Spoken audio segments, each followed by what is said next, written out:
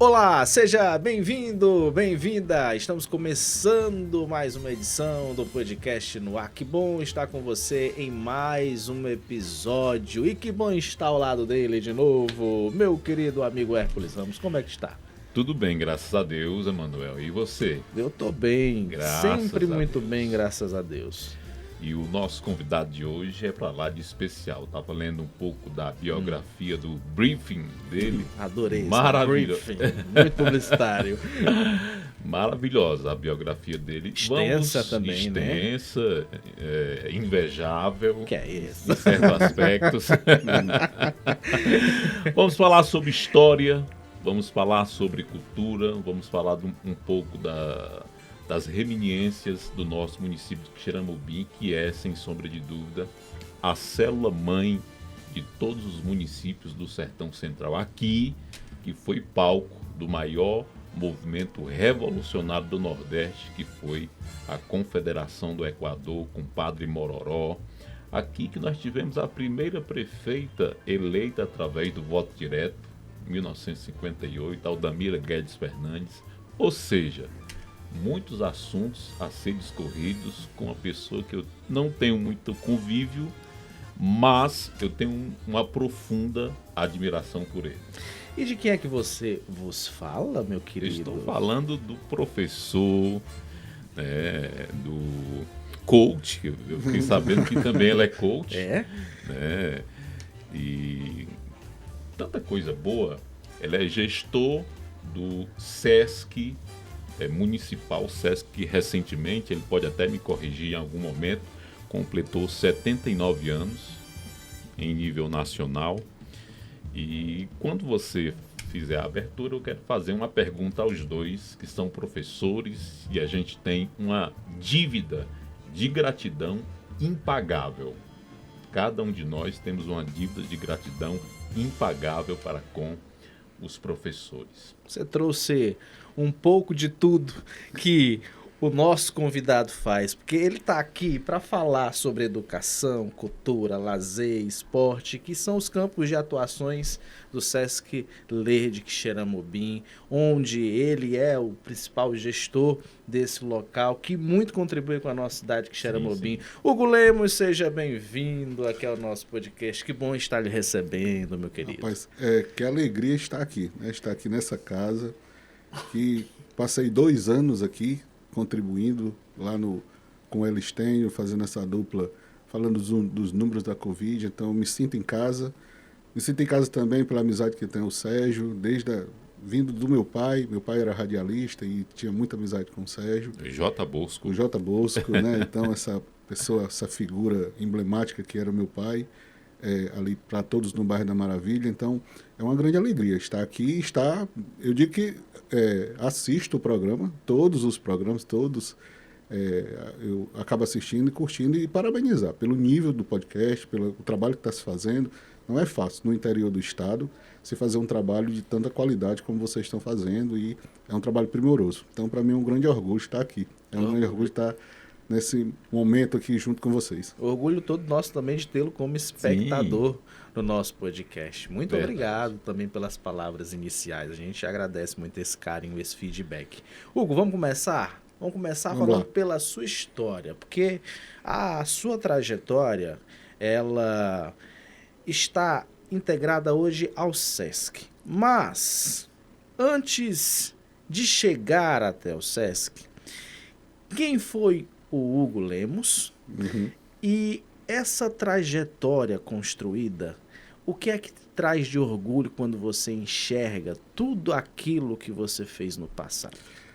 É uma pergunta assim muito, até difícil de falar, porque é muito difícil a gente falar da gente mesmo, né? Porque até agradeço as palavras de vocês quando vocês, ao abrir aqui o programa, se referem a mim como essa referência, porque não me requer isso poder, me requer responsabilidade. Eu sempre acho isso. Quando a gente tem um cargo ou a gente executa, não é um instrumento de poder, é um instrumento de responsabilidade. Todo poder traz consigo grandes responsabilidades. É isso mesmo. Então, é a responsabilidade de fazer bem feito, então de ser referência, né, nesse sentido. Então, eu já cresci com isso, né? Porque os meus pais foram pessoas de comunidade, né?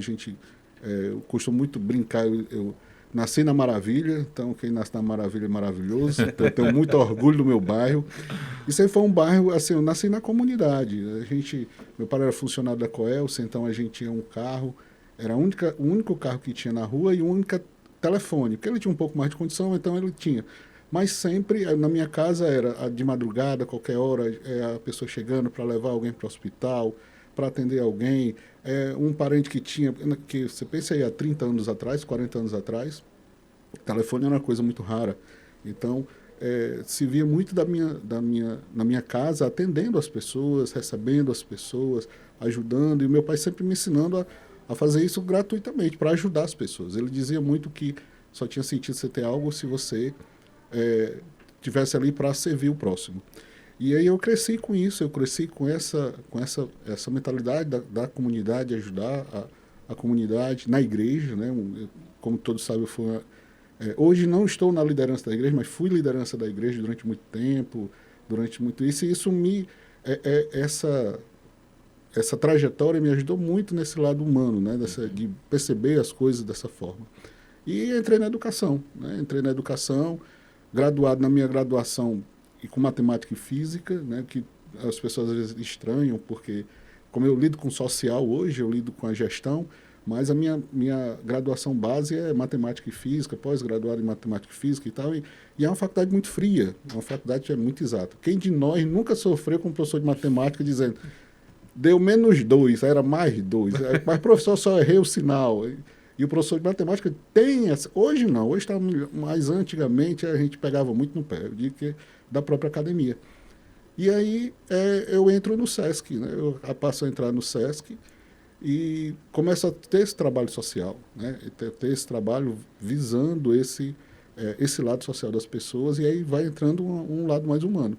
Uma outra também que me ajudou muito a ter esse lado humano foi o Nossa Senhora do Rosário, o Colégio Nossa Senhora do Rosário, que traz consigo uma proposta de uma educação, não só a educação normal, mas também a educação humana cristã. É uma bandeira que a escola levanta. Então a gente também era muito levado a ter esse olhar humano, olhar sempre o ser humano, o cidadão, não apenas ensinar ali conteúdos. E assim contribuir com a sociedade, que hoje eu vejo é o que mais precisa. A sociedade hoje está precisando muito desses valores que estão sendo deixados de lado e essa coisa toda. E aí, militando também, né, na área cultural, fui um dos fundadores do MAC, junto com um grupo de amigos, né, eram 14, 15 amigos. Nós fomos os primeiros, lá em 1996, a trazer e falar sobre Antônio Conselheiro, que ninguém falava sobre Antônio Conselheiro na nossa cidade. Salvo algumas ações pontuais, a professora Mazé Damasceno sempre falava alguma coisa na escola, eram ações pontuais. Mas em termos de movimento cultural de Antônio Conselheiro, o MAC surgiu em 95, 96, e a primeira expedição a Canudos, que foi justamente via MAC, foi em 1997, no centenário da guerra. E é isso. E aí eu cresci com essa consciência, com essa percepção, e chegando a gestão do SESC no ano de 2003. Em 28 de março de 2003, eu entro no SESC, junto com a Leni, nós somos os primeiros. Foi logo que o SESC foi inaugurado, nós estávamos juntos, né, nessa militância, e vendo, nesse pensamento, e vendo todo o potencial que o SESC poderia trazer. Então, devagar a gente foi construindo até chegar até hoje. E quando chegou esse convite, qual foi a sensação? Olha, a priori, eu também fui conhecendo o SESC. Né? A gente entendia, mais ou menos, que era o CCPC há 23 anos atrás, 2003, 22 anos atrás, e comecei a conhecer todo aquele potencial que poderia vir para o nosso município. Né? Então, internamente a gente começou, como eu disse, começou na gestão eu e a Leni, hoje a Leni está em Fortaleza, hoje estou eu e a Lília, que é a minha parceira de gestão no SESC, e a gente começava a ver isso, olha, isso aqui é muito bom para a nossa cidade, porque a gente está vivendo um momento cultural muito bom, mas se eu voltar aqui 15 anos atrás, a situação ainda era muito precária, não se falava nem em cultura, e nem investimentos em cultura. Né? E a cultura, não era possível um artista viver de cultura, no nosso país, não só de Xerém, no nosso país. Então, a gente via todo aquele potencial que o SESC tinha, com os 5 programas que ele tem, O SESC ele tem 5 programas: educação, saúde, assistência, lazer, que engloba esporte e turismo, e educação, saúde, lazer e a cultura, né? O último é a cultura. Então, são 5 programas muito fortes e a gente começou a tentar desenvolver um trabalho aqui que os nossos gestores, né? Os nossos diretores começassem a perceber que Xeramobim era uma cidade que poderia ser investido nela, que era uma cidade carente, que precisava desse investimento. E de lá para cá, que era o nosso presidente, que até hoje também é nosso presidente, teve um hiato aí no meio, mas a maior parte foi o presidente Luiz Gastão, ele sempre teve um olhar muito carinhoso pela cidade, e a gente vê o que o SESC vem crescendo nesses 23 anos. Né? Nós começamos com uma sala de aula, e o interessante é que a sala de aula que chegou funcionou na estação. Então, a história do SESC, o SESC chegou pela estação, né? Hoje a estação é do SESC, mas a gente começou pela estação. Então, há uma relação aí, para quem gosta, eu acredito muito na fé, já era uma providência divina, já era Deus lá semeando que aquele local ia ser um local do SESC lá na frente. Lá a gente não percebia isso, mas chegou a partir disso. Foi construída a nossa unidade, que é uma unidade escolar. Às vezes as pessoas perguntam, mas o SESC lá em Iguatu é muito grande, lá em Fortaleza é grande, é porque lá nessas cidades, Crato, Iguatu, Fortaleza, Juazeiro, Sobral, são unidades completas, com os 5 programas. A nossa aqui era uma escola, ou seja, era só o programa Educação. Só que a gente, com uma veia cultural muito forte, com a veia cultural, a gente foi percebendo, o SESC foi propondo projetos e a gente foi desenvolvendo, e o SESC começou a ver ali que ali poderia ter também uma unidade cultural que 20 anos depois a gente inaugurou agora no último 16. Perfeito, Hércules. Prazer te receber, Hugo Lemos, aqui no nosso podcast no ar. Permita-me descontextualizar um pouco a conversa. Sim. Eu sei que a conversa entre vocês dois vai ser mais fluida, devido a ser do mesmo ofício, do mesmo métier, mas vamos aqui dar os nossos pitacos também. Com certeza. Recentemente foi aprovada a Carteira Nacional do Docente, que foi sancionada, vai entrar em vigor agora no próximo mês de outubro e válida em todo o território nacional e vai beneficiar tanto professores da rede pública como a rede municipal. Você, Hugo, e depois você, Emanuel. Como vocês acolheram essa importante notícia? Olha, eu acolho com muita alegria. Porque, por exemplo, todo mundo quer saber o registro do médico, do nutricionista, do dentista, do odontólogo, que tem o carimbo dele lá com a licença dele, que é o cadastro dele, que é a sua licença para atuar na sua profissão, médico, dentista, enfim. Não se cobra isso do professor. Né? Eu sou um professor formado, tenho o meu registro de professor, sou habilitado, como se o termo correto é um professor habilitado para isso, porque o cara pode ser bacharel, que aí ele não pode dar aula, e ele pode ser habilitado a dar aula. Né? Então, ele tem, para dar aula, ele tem que ter o seu registro. E é uma coisa que o professor não valoriza muito. O professor não valoriza muito o registro. E, por exemplo, porque o professor tem direito à minha entrada, e eu agora mesmo fui a um show em Fortaleza, semana passada, fui a um show em Fortaleza, eu tive que tirar o meu contra-cheque para poder levar, para poder provar e eu pagar a minha entrada, porque eu não tenho ali um registro, eu não tenho a minha carteirinha do professor. Então isso eu acho que é um reconhecimento, é um passo, é importante, eu vejo com alegria, mas que nós temos que avançar em outros aspectos também, a questão do professor. Porque todo mundo fala que professor é isso, é professor aquilo. Mas se o Estado abrir uma seleção ou abrir um concurso para professor, todo mundo quer ser. Então, assim, será que é tão ruim assim? Eu vejo muita gente que é médico, que é empresário, que é isso e aquilo outro, está começando a vender aula no YouTube. Então é tão ruim mesmo dar aula.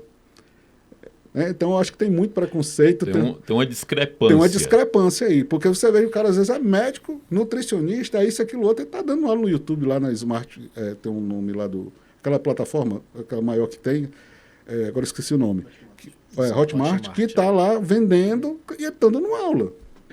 E porque se essas outras profissões pagam tão bem, por que o cara vai dar aula para complementar a coisa. Então, assim, é um pouco de discrepância. A gente também tem que um pouco se achar nisso. Eu acho que isso também é um pouco culpa nossa, professores, porque a gente precisa também valorizar um pouco a nossa profissão. É uma discussão bem ampla. Daria um podcast só disso aí. Né? Mas qualquer passo em direção a esse reconhecimento ele é muito importante. Sim. Professor Emanuel. Olha, o reconhecimento para o professor, por mais que seja pequeno, ele é válido, mas a gente não pode estacionar nos pequenos reconhecimentos. A gente tem que ainda mais garantir muito mais investimentos para essa profissão, que é de todas as outras profissões. E o que eu gostaria de falar é que, apesar de ser um passo importante dentro da valorização do professor, ele não pode ser datado somente no mês de outubro. Eu acho que essa valorização para o professor, ela tem que acontecer sempre. As políticas públicas para o professor, elas não podem estacionar somente no mês de outubro. Vai acontecer agora essa valorização no mês de outubro. E é só isso? A nível de Estado, já faz alguns anos que nós não temos concurso público. E, como professor, eu estou há 13 anos como temporário. Gostaria muito de ser um professor concursado, de estar em efetivo exercício da profissão, para que ao final de cada ano eu não possa me preocupar com o Natal, com o Ano Novo e não saber como vai ser o meu próximo ano. Então fica até esse recado para que essa valorização dos profissionais, os professores do governo, do estado do Ceará, possam ser melhores valorizados a cada ano. Muito bem. É isso aí. Vamos voltar um pouco aqui da história, falar sobre estação. Sim. E falar sobre a Estrada de Ferro. Falar sobre Comendador Garcia, que teve a ousadia, na época dele, ir até a corte, conversar, dialogar com o imperador Dom Pedro II e pedir o prolongamento da Estrada de Ferro até Baturité.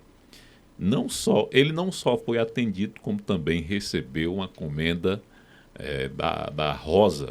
Isso. Não é isso? Comenda da Rosa. Qual a importância desse legado do Comendador Garcia aqui para o nosso município de Quixeramobim, professor? Olha, assim, eu sempre acredito, e é isso que é uma coisa que me motiva, legado. Que legado a gente vai deixar para as pessoas, né?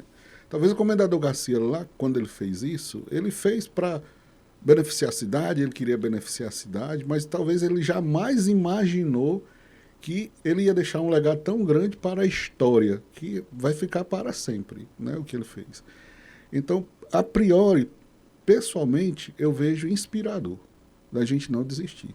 Quantas pessoas não olhou para o Comendador Garcia e chamou de doido? Vai daqui lá para o Império, né, porque viajar para o Rio de Janeiro hoje, hoje você tem um avião, mas ir de ônibus aí lá 3 dias, se for, naquela época não existia ônibus, não existia transporte, e ele ir lá com uma ideia, com um propósito e convencer isso. Né? E ser tão persuasivo, a ponto de convencer. Né? E receber uma comenda. E receber uma comenda por isso. Eu acredito que o imperador olhou a coragem dele. Que coragem. Esse homem é um grande líder, é um grande... que veio lá do sertão, veio lá do Nordeste e veio aqui lutar pelo seu povo. Né? Então, hoje... E às vezes é um legado que é deixado, que é importante, que a estação traz esse legado de volta. Né? A estação Sesc, ela traz esse legado de volta, a importância desse homem. Que, por exemplo, a gente chama a Praça da Matriz, mas é a Praça Comendador Garcia. A praça principal da cidade, porque há 131 anos atrás, quando foi inaugurada a estação, né, foi em 4 de agosto de 1894, foi inaugurada a estação, ia ser inaugurada em 10 de março, só que ele, infelizmente, faleceu, foi assassinado. Né? Não, nem faleceu, foi assassinado. Acacetadas, não é isso? Isso. E fica aquela história, uns dizem que foi crime político, outros dizem que foi pela desavença com um dos mestres de obra, que esse crime ainda não foi desvendado. Quem sabe aí com os estudos da educação, da estação Sesc, a gente consiga desvendar. Né? Vamos tentar aprofundar isso.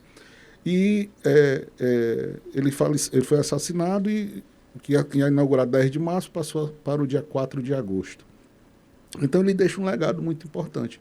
E um legado, quando ele não vem só com o peso da história, não foi só o trem que ele trouxe, mas deixa o legado da coragem, da determinação, de acreditar nisso, de lutar pela comunidade, de lutar pelos seus e trazer o grande progresso, porque a Estação Sesc ela está dividindo a história em quatro caminhos, a história de Quixeramobim. Lógico que isso são propostas, visões, né? Porque a pessoa, eu não concordo com isso. Tudo bem, está tranquilo, são visões, cada um vai ter uma visão dessa forma. Dentro dos nossos estudos, porque assim, a estação ela passou 2 anos e meio para restaurar. Foram 2 anos e meio. E a cobrança gigante da comunidade, e não vai para frente, e o pessoal dizia, mas foi muito difícil porque é um trabalho de pesquisa e restauro. Reformar teria sido simples. No instante a gente ia passar numa tinta, uma coisa é reformar, outra coisa é restauro. Restauro requer pesquisa, restauro requer você ver o que é que realmente era, o que é que tinha ali. Então a gente teve que buscar plantas originais com os engenheiros da Refesa, da antiga Refesa, que ainda tem a Associação dos Engenheiros da Refesa, que foi uma grande parceira nossa. A gente foi atrás da Escola Tomás de Pompeu, que veio, que raspou até achar a cor original. Essa é a cor original da estação, porque tinham várias tintas, eles vão em vários locais, raspam, até conseguir achar a cor original para poder retomar. Então, é todo um trabalho de pesquisa. Ela ficou parada 4 meses, esperando um laudo estrutural para ver se era possível ou não. E nem tudo pode ser restaurado também, né? Nem tudo pode ser restaurado. Então, foi um trabalho muito minucioso, devagar, né? Então foram 2 anos e meio reconstruindo a história desse homem, né? Ele trazendo, que ele trouxe, dali ele trouxe o quê? Ele trouxe o progresso. A cidade começou a crescer a partir disso. E os 4 caminhos seriam o rio, nesses estudos que a gente fez. O primeiro caminho da Mãe d'Água, o caminho das águas, que é o caminho marcado da Pedra do Letreiro, a cidade ter surgido do rio. O segundo caminho, o caminho do gado, do couro, do leite, né, que seria o caminho da fazenda, né, a fazenda do Boqueirão, Santo Antônio do Boqueirão, né, que seria o segundo caminho. O terceiro caminho seria o caminho do ferro, que seria quando a cidade tem, não sei se vocês já foram lá, se não for, puxar a orelha. Ainda não. Eu não fui. Tem que ir lá. Né? Lá tem um mapa de 1892 da cidade. A cidade era só da estação até o Riacho da Palha. Era há 131 anos atrás, era só isso aqui o Quixeramobim. Era muito pequeno, era só essa rua aqui embaixo. Era uma vila. Né? E aí o que acontece? A estação traz todo esse progresso. A estação traz. Por quê? Nós estamos no meio do caminho entre Fortaleza e Crato. Além da estação, vem o depósito, que o depósito era uma oficina.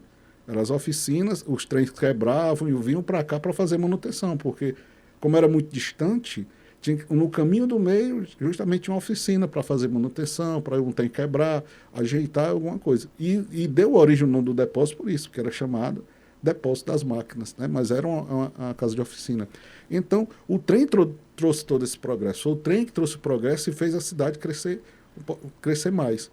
E aí a gente chama o 4º período, o período do poeta, que é o período do Fausto Nilo. É esse tempo agora que nós vivemos, nós chamamos tempo do poeta, tempo do Fausto Nilo. E o que é que nós temos nesse tempo? Um tempo novo para Quixeramobim. Um tempo que a gente vislumbra um novo horizonte. A gente vislumbra uma nova com a Transnordestina. E olha como, mais uma vez, eu trago aí providência, ou coincidência, ou o que você quiser chamar. Mas olha a coincidência. Desígnio. Um desígnio, né? Energias positivas que se cruzam, mas a chegada da Transnordestina chega junto com a restauração da estação. Se o trem no passado trouxe o progresso... Há 130 anos atrás... Hoje parece que a gente está vendo a mesma história. E eu posso fazer o inverso. Se hoje o trem traz progresso, imagine quanto de progresso ele não trouxe. Perfeito. Né? Então, o que é que acontece? É um desígnio, e não teve nada a ver. O SESC não combinou com a prefeitura, que não combinou com a Transnordestina. Nós não vamos fazer tudo junto? Não. As energias convergiram, e o fato da Transnordestina chegar trazendo o trem, deu também a conotação da importância que a estação ferroviária tem. Exatamente nesse ponto que eu gostaria de chegar. o SESC, juntamente com a Transnordestina, viabilizaram a aquisição da locomotiva. Como foi esse processo de aquisição? Vamos contar a história toda. Como é que a gente chegou na estação? Como é que o SESC chegou, né? A gente estava sempre ali, né? Porque a unidade do SESC foi ali. Como eu disse, a gente começou lá na estação, funcionamos lá 3, 4 meses enquanto construía a unidade. E nós em 2022, nós fizemos 20 anos de Quixeramobim, a nossa unidade. Nós fizemos 20 anos. E com 20 anos, a unidade fazendo 20 anos, você começa a receber visita da nossa diretoria, né? E numa visita do nosso presidente Luiz Gastão e do nosso gerente de cultura, Alemberg, que diz que Alemberg é uma grande referência na cultura no estado, aliás, no Brasil como um todo.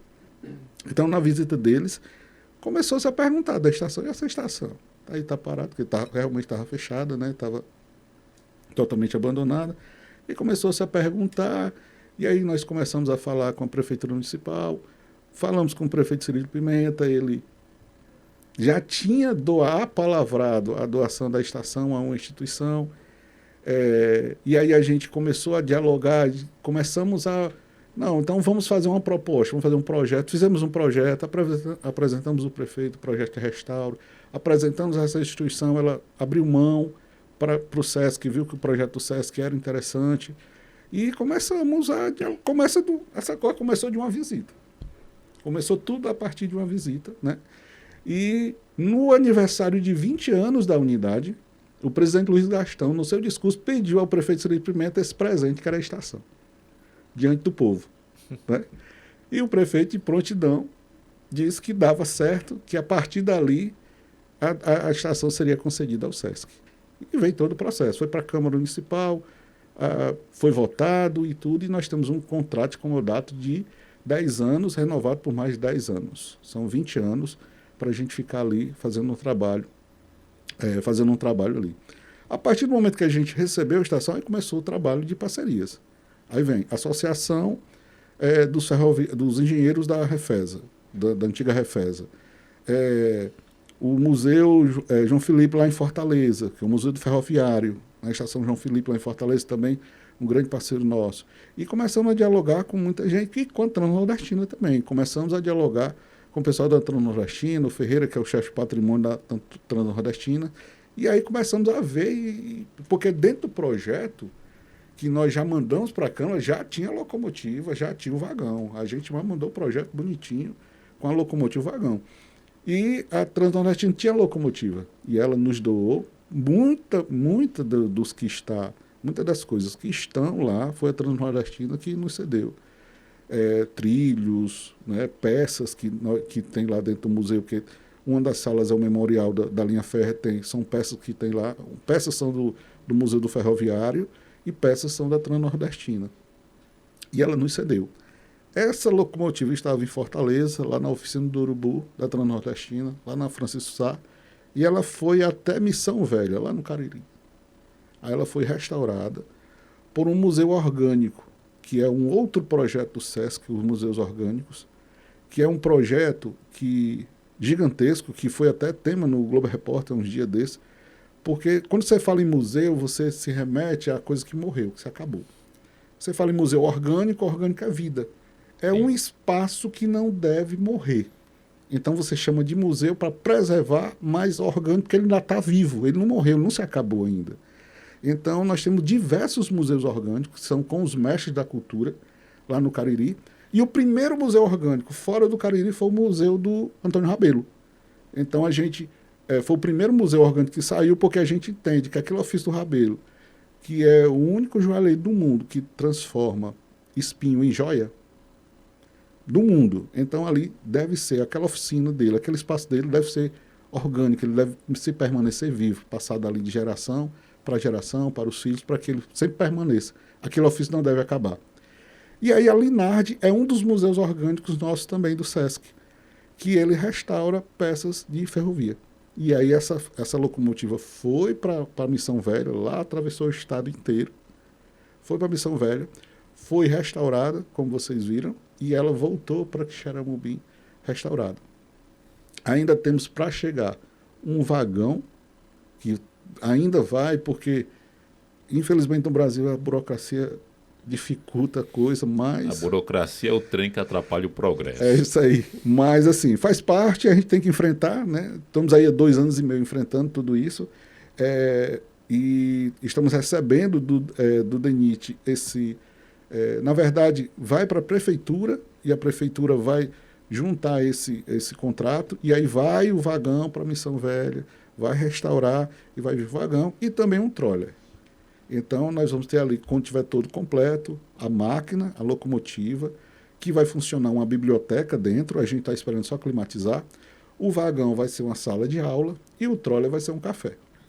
Ótimo. Deixa eu falar no time certo. Eu nem quero interromper o nosso convidado e nem você, Manuel. É com você. Pronto, meu querido. Na palavra que você teve aqui com o Hércules, que vocês estavam aí conversando sobre o Comendador Garcia, você falava que o Comendador, ele tinha como característica a coragem, a luta ali, a resiliência, a determinação.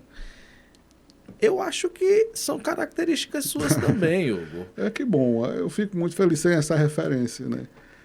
A gente tem que se preocupar muito com isso. Eu me preocupo muito com isso, porque a gente precisa, né? Porque se nós mesmos não acreditarmos no nosso projeto, quem vai acreditar, né? Então a gente tem que ser o primeiro a buscar isso, né? E eu digo isso porque, ao meu ponto de vista, não é fácil liderar um projeto como o SESC, que traz diversas atividades. Sim. E aí nos conte como é liderar o SESC. Olha, é complexo. O SESC é bem complexo porque a maioria das empresas, elas têm um nicho. Exemplo, é uma empresa de turismo, ela tem um nicho de turismo. A empresa de alimentação tem um nicho de alimentação. Enfim, é uma empresa de esporte, tem um nicho de esporte. O SESC ele é complexo porque ele tem tudo isso. O SESC ele tem restaurantes, ele tem clínicas de saúde, ele tem centros esportivos, ele tem teatro, ele tem escolas. Então, ele é muito complexo. É muitas ramificações. Muitas ramificações. E para poder liderar isso, você tem que ter uma grande rede de apoio. Quando a gente tem uma empresa extremamente organizada, com as funções muito definidas, seus papéis muito definidos, né? Uma diretoria, uma presidência que acredita muito nos seus gestores locais, que dão todo o apoio, estão dando suporte. Então, não é que se torne fácil, mas você consegue vencer os desafios porque você tem um grande apoio, né? Desde a nossa presidência, passando na diretoria regional, aí vem a diretoria de programação social, tem diretoria financeira. Ou seja, você tem uma empresa extremamente bem organizada e esse trabalho é possível, porque qualquer um vendo de fora talvez não, isso é meio complexo aí, a situação e realmente é. Então, por exemplo, nós temos como Fortaleza, né, tem vários restaurantes do SESC, nós temos restaurantes, né, há um desejo do prefeito Cirilo primeiro trazer um restaurante do SESC para cá, isso seria mais uma ramificação na área da saúde, que é nutrição, enfim.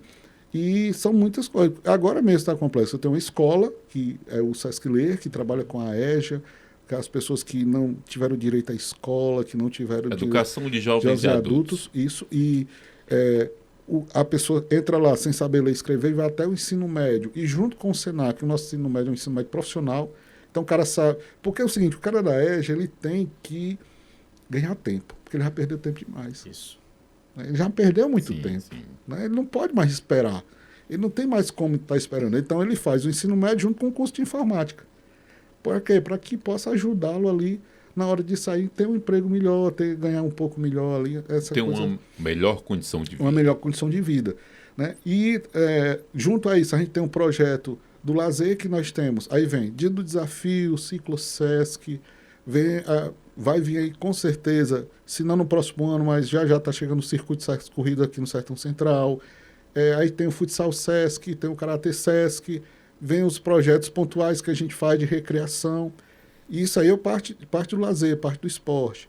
A escola tem o acompanhamento pedagógico, são mais de 180 crianças sendo acompanhadas, contraturno na escola, mais 215 adultos na EJA. Então, giram ali numa unidade daquela, sem a estação, em torno de 700 pessoas todos os dias. 700 famílias são impactadas. Né? Um número extremamente expressivo.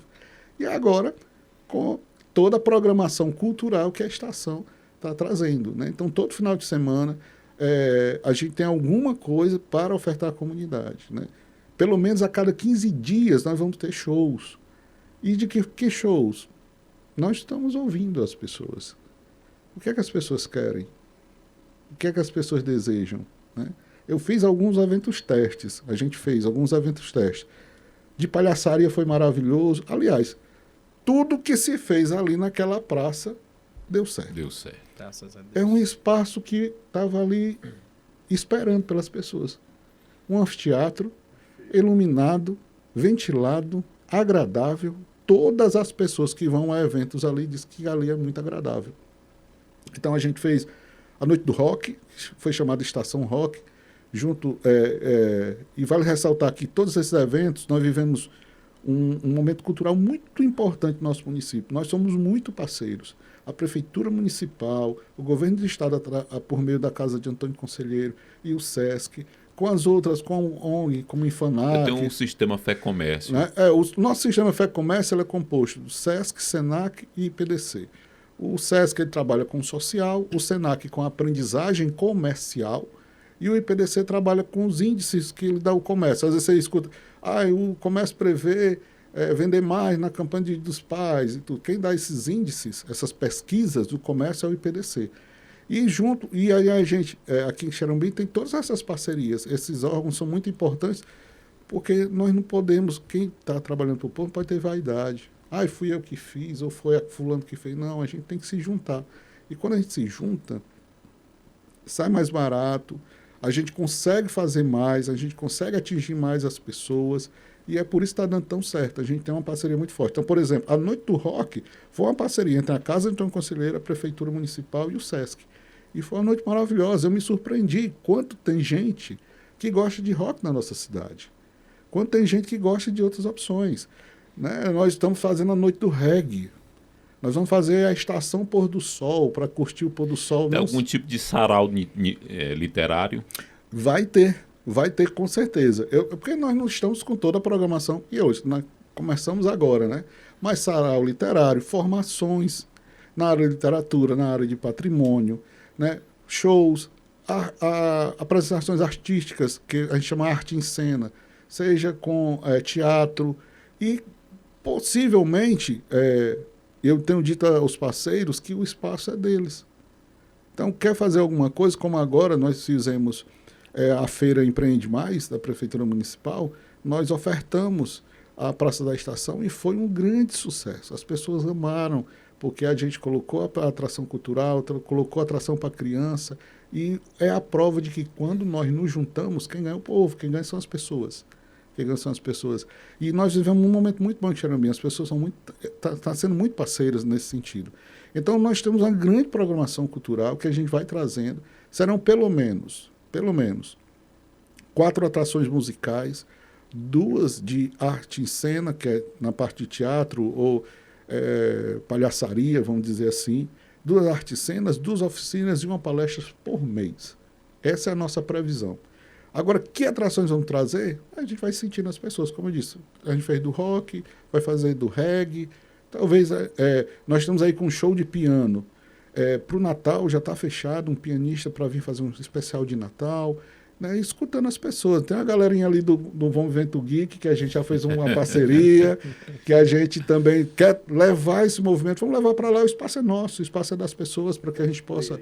Né, e aí a gente poder fazer a coisa acontecer. É ruim você estar aqui com promessa, com isso, aquilo, outro. Uhum. Mas o que é que a gente pode fazer enquanto SESC aqui de Xerambim?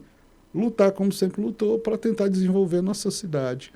Né? Nem tudo que a gente pensa é possível, mas é importante você estar ali perseverando, porque perseverando uma hora chega. Foi essa perseverança da unidade de Xerambim, do município parceiro, que não é todo município que é parceiro. A nossa unidade não é só Xerambim, ela é regional. Nós tomamos de conta de 26 municípios de programação cultural do SESC, desde Monsenhor Tabosa até Itatira, até Morada Nova, Madalena, Boa Viagem, toda a região, 26 municípios recebem atrações culturais do SESC com o gerenciamento da nossa unidade. Então é um pensamento regional, não é só Xerambim. E não é todo município que é aberto. que Xeramobim também tem o mérito de ser uma cidade aberta, que as pessoas abraçam, que as pessoas acolhem. A forma como as pessoas acolheram a estação foi impressionante. Impressionante. A chegada do trem foi um evento. E não só por chegar o trem, mas a forma é emocionante como as pessoas estavam ligadas emocionalmente àquela história. Então, assim, porque a cidade se identificou ali. Sim. Então, não é em todo canto que você recebe. Então, é mérito também do nosso povo, da nossa cidade, que é aberta a fazer parceria, que é aberta a receber as instituições. Então, é isso. E quando tudo converge, a coisa vai dar certo. E que está sendo aberta a entender que os movimentos culturais, educacionais, eles são importantes. Sim. Né, para esse crescimento pessoal de cada um. Né? As pessoas só têm a ganhar, desde o jovem até a pessoa mais idosa. Eu quero aqui fazer um elogio, porque, assim, eu não tenho a sensação, mas eu tenho, assim, a experiência. Eu já coloquei a minha filha em um momento de recreação do SESC nas férias, sim, e eu fiquei, assim, muito, muito surpreso com a organização. O SESC é muito organizado em tudo o que faz. Eu sou um participante do Ciclo SESC. Sim. Eu não vou dizer que todo ano eu participo, mas já participei de algumas edições e acho sensacional. Sensacional o fato de que tudo que o SESC toca faz bem feito. Essa é a impressão que essa é a impressão que eu tenho por viver as experiências em alguns momentos. Eu imagino que outras pessoas também tenham essa minha mesma visão. Como é que vocês fazem tão bem as coisas acontecerem? É o que eu disse, é a organização. Por exemplo, nós já discutimos o orçamento de 2026. Aliás, todos os eventos de 2026 já estão discutidos e aprovados. Perfeito. Né? Então, assim, nós estamos executando 2025 e ele já foi planejado. E 2026... fase final de planejamento e aprovação. E aí você, quando entra o ano planejado, é outra história. Eu já sei que em maio vai ter o Ciclo-SESC. Então, vou dar um exemplo. Então, em janeiro, o que é que eu vou precisar para o Ciclo-SESC? Que estrutura eu vou precisar? De que forma? E aí você ter setores bem organizados, como isso vai da organização da nossa instituição. Você tem setores, desde a diretoria, ao setor de compras, ao setor de eventos, ao setor, às gerências de programação, enfim, todos os setores, recursos humanos e tudo, cada um com o seu papel muito bem definido e cada um com a sua responsabilidade para poder fazer. Você encontra percalços, porque tudo você encontra percalços, mas quanto mais organizado você tiver, mais você vence essas coisas que vão acontecendo. Então, a gente pensa muito nisso. E um processo de escuta muito grande. Nós precisamos escutar aquela pessoa que vem até a gente, aquela pessoa que está usando o nosso serviço. Um dos nossos indicadores é a pesquisa de satisfação do nosso cliente, digamos assim. Né? Como é que ele está, como é que ele vê. Porque, às vezes, uma opinião de uma pessoa faz uma diferença gigantesca. Você não pode se fechar. Às vezes as pessoas veem opinião ou um feedback como crítica, mas às vezes é naquela crítica que você recebe que você cresce. E uma coisa que é incansável do nosso presidente é essa escuta. Isso parte dele. E aí a liderança faz a diferença. Porque ele escuta. Muitas vezes ele escuta lá o aluno, ele escuta a pessoa que está lá no restaurante. Faltou o guardanapo. Então a gente fica muito atento nesse processo de qualidade, para que o nosso usuário ele possa realmente estar recebendo um serviço de qualidade, que ele possa... só porque é gratuito, e nem todo serviço do SESC é gratuito, digamos assim, nem todas as unidades são gratuitas, mas muitos são. É porque gratuito não vai ter qualidade. Não. Todos merecem receber a mesma qualidade, a mesma... Então, você que foi lá ao Ciclo SESC, todo mundo tem o direito de receber a sua camisa, todo mundo tem o direito de estar lá no sorteio, de receber, né, de estar ali numa estrutura adequada, com segurança, porque é muito melhor, sai muito melhor. O que acontece? Dá força e atrai cada vez mais parceiros e a pessoa sai dali. Muitas vezes, eu me transformei, hoje eu virei um ciclista por causa do Ciclo SESC. Transforma as vidas. Né? Tanto que a gente, nosso slogan este ano é uma história de tanta gente. Quantas pessoas têm a vida transformada pela educação, pelo esporte, pela cultura. Né? Nós temos aqui atletas do professor Rômulo de Karatê, que foram campeões brasileiros de Karatê, começando na escolinha de Karatê do Sesc. Então, quer dizer, nós temos muitas histórias de muitas pessoas. Uma pessoa, um aluno que chega analfabeto e que hoje está fazendo direito. Está fazendo direito, porque o sonho dele era trabalhar com DPVAT. Ele está fazendo direito para poder trabalhar com DPVAT. São sonhos e vidas que vão sendo transformadas por esse trabalho, que começa com organização, com objetivo. Acho que tudo na vida começa com objetivo. O que é que a gente quer? Levar um serviço de qualidade, transformar a vida das pessoas. E o que é que nós temos que fazer? Temos que nos organizar, temos que ser responsáveis com os recursos, responsáveis com aquele planejamento, que aquele planejamento possa ser executado, né? E se ele não foi executado, o que é que aconteceu? Vira e mexe. Nós temos reuniões semanais para estar verificando a qualidade, para estar vendo os problemas, sanando isso, redirecionando se for possível. Enfim, é todo esse trabalho de gestão que nós temos no CSA. E o CSA é um grande destaque no Brasil. É um grande destaque. Nós não somos tão grandes como o SESC São Paulo, mas nós atendemos tanta gente quanto o Estado de São Paulo atende. Dentro desse portfólio de atividades que o SESC aqui em Xeramobim executa, qual é aquela que o Hugo pode dizer que é a mais preferida dele? Rapaz, você me complica. Aí porque o outro vai ficar chateado. Vai ser. Porque todo mundo gosta, né? Eu não é que eu tenha uma preferida, né? Você tem a realização. Eu acho que a preferida é quando você realmente transforma a vida das pessoas. Quando alguém chega e diz, olha, a minha vida é outra aqui. Quando eu cheguei para um aluno, a gente fez uma avaliação dessa que eu falei, né? Avaliação institucional. E o aluno disse, não, aqui até o vento é bom. Então, eu acho que aí é a nossa preferida. Ambiência. É quando você consegue atingir a pessoa, né, independente. Porque cada um vai gostar de alguma coisa. Um se identifica com o esporte, outro se identifica... Porque a gente está transformando lá o aluno da EJA, que está aprendendo. Mas aquele aluno lá, como nós tivemos já alunos que fizeram futsal, que já saíram, viraram jogador profissional... Aquele menino que vem lá e quer ver... Porque o futsal não é só para treinar, mas também é um aspecto social. Nós já nós vamos ter em outubro a Copa Sesc Escolar, que é uma das maiores copas escolares aqui da região. É gigantesca, gigantesca. As escolas já ficam perguntando quem é que vai ganhar, a rivalidade já crescendo. E a partir de um projeto que a gente começou ali com 4 escolas, e hoje, como é limitado, porque é apenas uma semana, tem escola que fica de fora. Então, acho que não existe a preferida, né? Acho que existem esses momentos onde você transforma a vida das pessoas. Porque você vive... eu costumo dizer que eu tive a felicidade de sair e trabalhar ajudando as pessoas. Eu tenho muitos amigos que trabalham em banco, trabalham em empresas, que eles têm que sair o final de semana para fazer filantropia. E eu faço filantropia todo dia, né? E ganho para isso. Né? Então isso é realizador, porque eu estou lidando ali com pessoas carentes todos os dias, estou lidando com pessoas, são histórias que nos enriquecem, são histórias fantásticas, de grande superação, de pessoas que sofrem.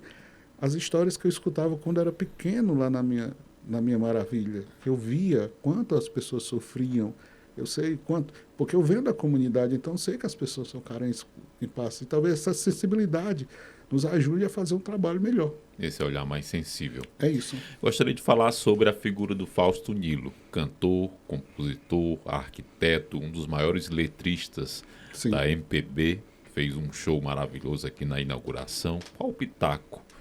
Qual a opinião do Fausto Nilo em relação à estação restaurada, ao Sesc? Qual o parecer dele?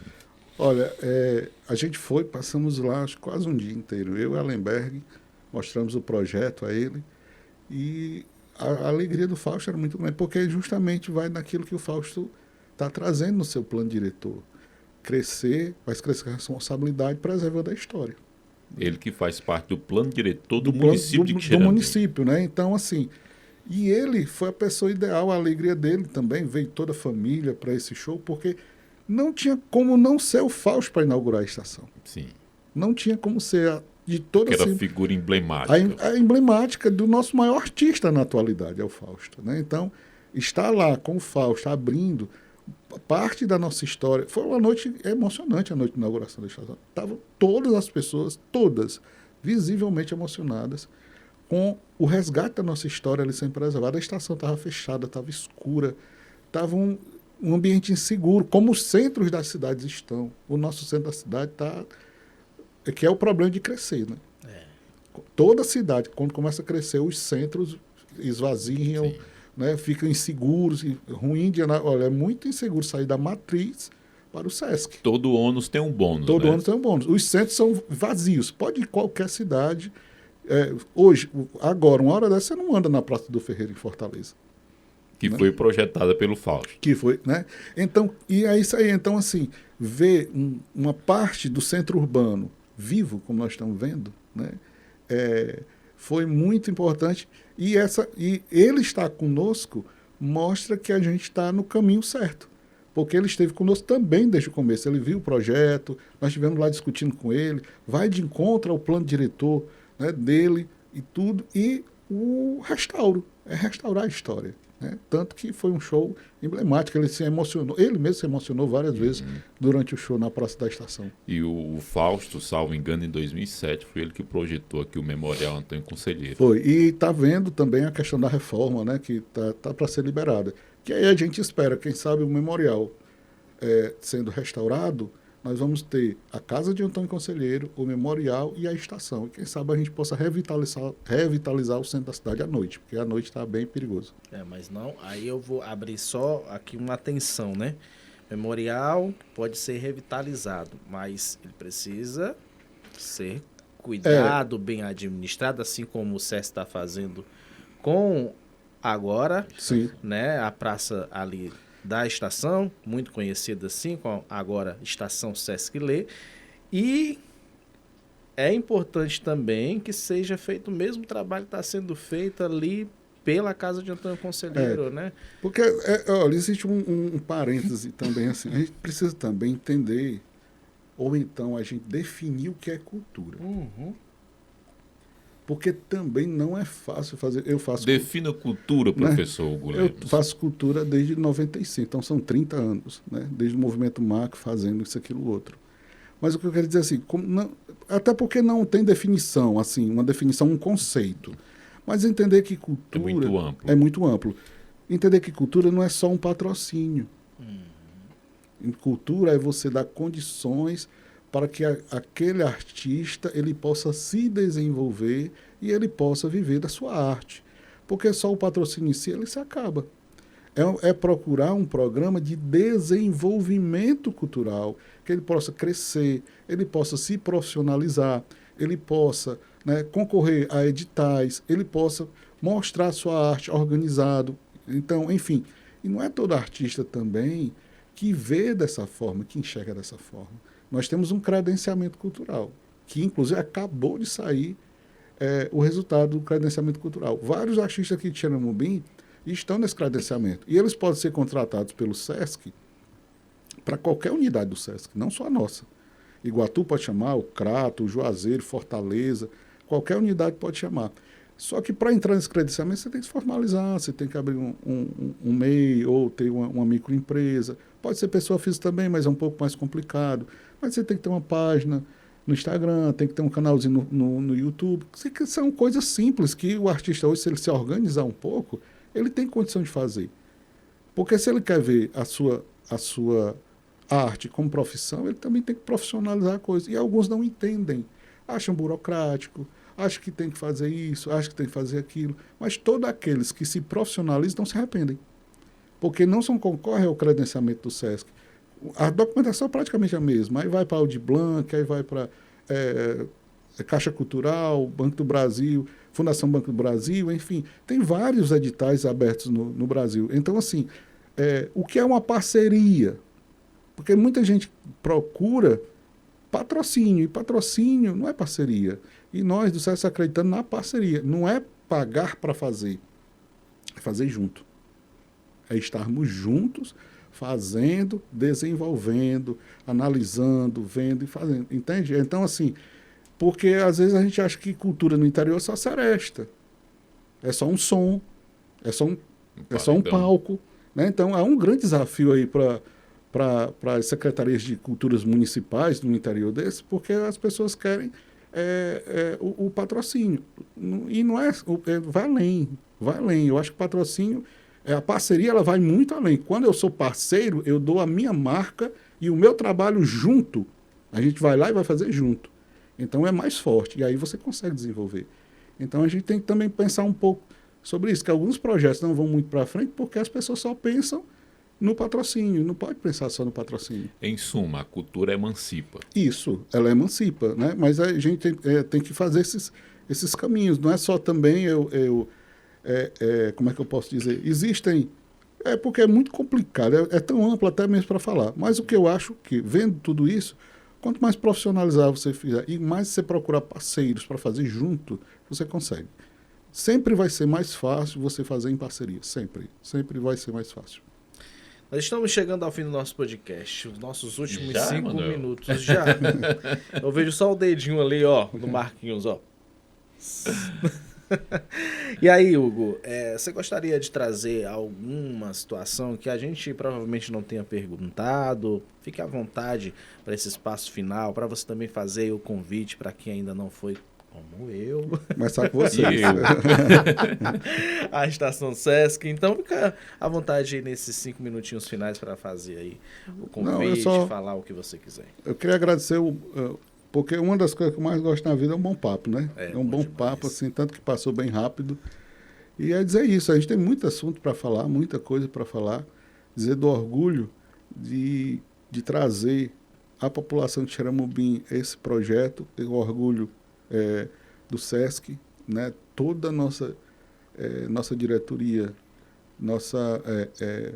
o próprio Sesc em si, praticamente todo mundo parou assim é um apoio em muitas mãos, desde a engenharia, o pessoal do marketing, né, para criar logo, para fazer, os pesquisadores, a cultura, a educação. E uma informação importante, a Estação Sesc chama-se Estação Sesc de Educação Patrimonial. O nosso foco é em patrimônio e cultura. Então a gente vai trabalhar, qual é o primeiro passo patrimonial? Trazer de volta aquela estrutura. Mas também vamos trazer o cantador de viola, o boi de reizado, trazer a nossa tradição, trazer tudo isso. O cabo da rabeca. O da rabeca, enfim, trabalhar, porque patrimônio não é só o prédio, porque senão o memorial não vai funcionar. Perfeito. Não é só o prédio, mas é tudo que está em torno, a nossa comida. Eu não sei se vocês souberam, mas ali na Loura da Galinha nós inauguramos uma exposição. Por quê? Porque nós acreditamos também que a Loura vai se tornar um museu orgânico, porque ali também é cultura. E cultura e tradição. Qual é o restaurante que você chega para comer buchada, Sim. panelada, né, sarrabulho, a cultura do sertão. Então ali também vai se tornar um museu orgânico, mostrando que ali também tem muita cultura.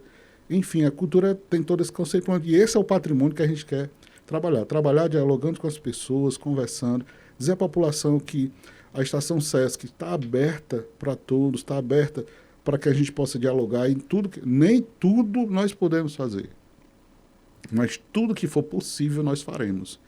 Então, para isso, nós já temos aí, como a gente diz, aconteceu a Paixão de Cristo lá na estação, a professora Mazé Damasceno está trazendo agora uma peça sobre a história da paróquia, vai acontecer em novembro lá, já tem esse show de piano marcado, várias outras, esperamos que a Feira Empreende Mais volte para lá. Estamos conversando com a Feira da Agricultura para que também aconteça lá.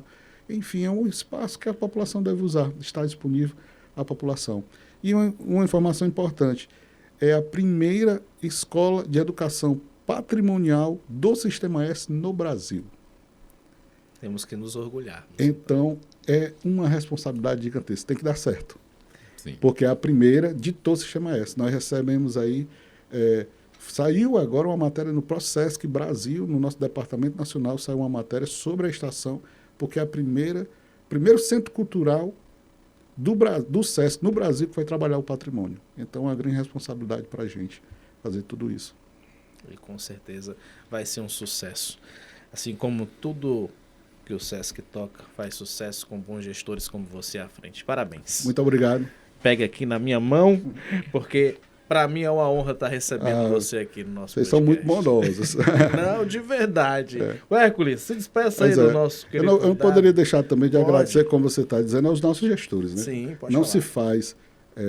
Não se faz todo um trabalho desse se os seus gestores não confiam no seu trabalho. Né? Então, o nosso presidente Luiz Gastão, o nosso gerente de cultura, Alenberg diz, hoje a gerente de cultura da Terra, Leninha Oliveira, que está lá, Sabrina, que é a nossa diretora de programação social, e o Henrique Javica, nosso diretor regional, que são pessoas que são os meus apoios, né? São os meus suportes que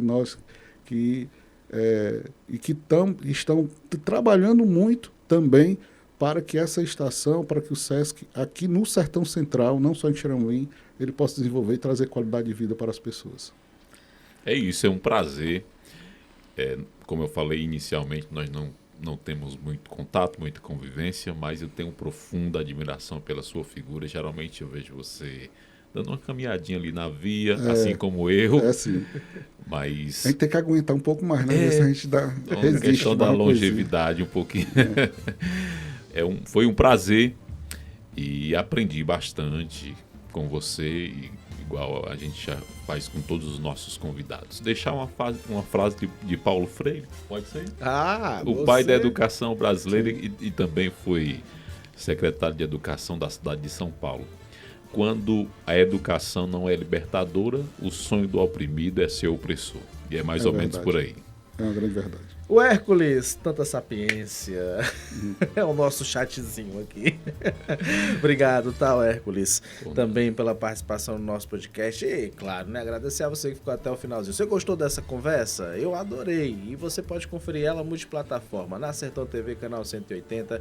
Também você pode acompanhar a gente pelo YouTube, Spotify, no aplicativo Brisa Play e, claro, na Canudos FM 106,7, horário alternativo, 7 da manhã. Podcast não tá ficando por aqui. A gente agradece demais pela companhia, pela sua audiência. Voltamos com mais um episódio. Até a próxima semana, se Deus permitir. Tchauzinho!